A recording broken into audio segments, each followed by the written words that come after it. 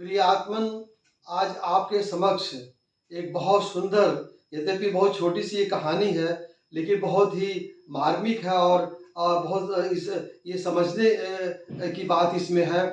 और वो कहानी तो हम लोग बचपन में भी अपने पढ़े थे, और ये अंग्रेजी में, संस्कृत में, हिंदी में और बहुत तमाम भाषाओं में है। और वो हार की जीत। इसमें एक बाबा भारती हैं और खड़क सिंह डाकू हैं।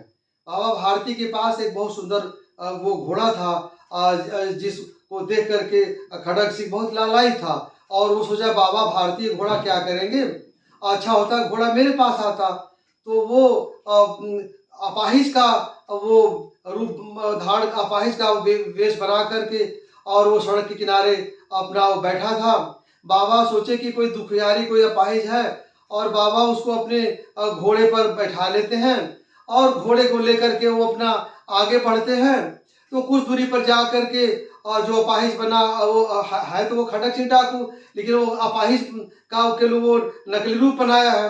तो वो घोड़े की लगाम को पकड़ लेता है और बाबा वहां पर गिर जाते हैं और वो खड़क सिंह घोड़ा लेकर के चला जाता है, खड़क सिंह डाकू, और अपना अपने आवास में उसको बांध देता है। लेकिन उसके अंदर एक बहुत बड़ा अपराध बोध था कि हम अपाहिज बन करके ये काम किए, ये काम तो बहुत घिनौना है। प्रियात्मन, ऐसी बहुत सी कथाएं भागवत में, पुराणों में भरी पड़ी है। चाहे वो राजा पृथु और इंद्र का हो, पृथु के यज्ञ में इंद्र ने तरह तरह का छल कपट किया, अनेकों प्रकार का रूप धारण किया और वो सबको पाप का खंड पाखंड वो सब कहलाए। और इस तरह से अगर देखा जाए तो रावण का ही साधु का वेश बनाकर सीता जी को हरा। और वो देखा जाए तो कर्ण का जो कवच कुंडल था और जो सूर्य का वो दिया हुआ चीज, और इंद्र वहां जाकर ब्राह्मण का रूप। तो दुनिया में तो इस तरह के छल कपट के बहुत से रूप हैं और बहुत तरह से लोगों ने रूप बना बना कर ठगा है, कभी ब्राह्मण का, कभी सन्यासी का, कभी साधु का। और जैसे आजकल छापा तिलक लगा लगा कर जहाँ देखो वो सब अपना रूप बाहर का बनाया हुआ है साधु जैसा, अंदर में कुल कपड़ा आचरण और पाप आचरण और जघन्य अपराध। तो बाबा भारती खड़क सिंह के पास पहुंचे और बोले कि खड़क सिंह, अच्छा हुआ तुम घोड़ा ले लिए, लेकिन एक बात का ध्यान देना, ये बात बताना नहीं किसी से कि तुम अपाहिज बनकर ऐसा काम किए हो। अगर तुम्हें बता दोगे कि हम अपाहिज बनकर ऐसा ऐसे छल किए हैं, तो लोग दीन दुखियों अपाहिजों की मदद करना बंद कर देंगे। और ये बहुत बड़ा मैसेज प्रियात्मन, हमारे छोटे बच्चों में ये बहुत बड़ा, छोटे बच्चों में इसका बहुत बड़ा मैसेज आएगा। और बच्चे बचपन से किसी के रूप को देख करके, किसी के बाहरी स्वरूप को देख करके न सोचो कि वो बहुत वो महान है।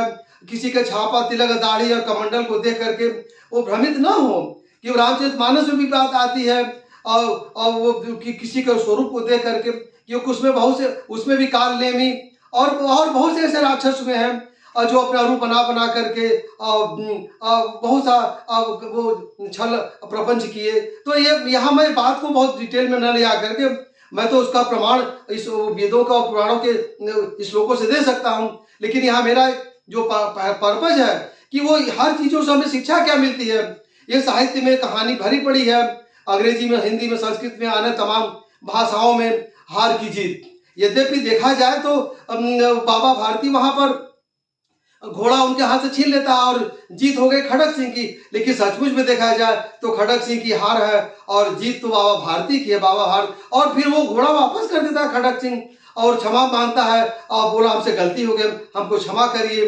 तो यहाँ यही इस कहानी से ये मैसेज मिलता है कि हम कोई वो नकली रूप बना करके और कोई मास्क लगा करके और अपाहिज का, दीन दुखी का, या वो छलिया प्रपंची वो साधुओं का छापा तिलक लगाया, कमंडल लिए और वो बेधारी दाढ़ी बढ़ाए, तो ये सब कहने का कि ये स्वरूप तो जो बना है वो भागवत भजन के लिए सब रहा, लेकिन लोगों ने इसका पापाचरण में इसका प्रयोग करना शुरू कर दिया। आगे मैं आपकी बहुत सी कहानियों के साथ आऊंगा। आज के लिए इतना ही, धन्यवाद।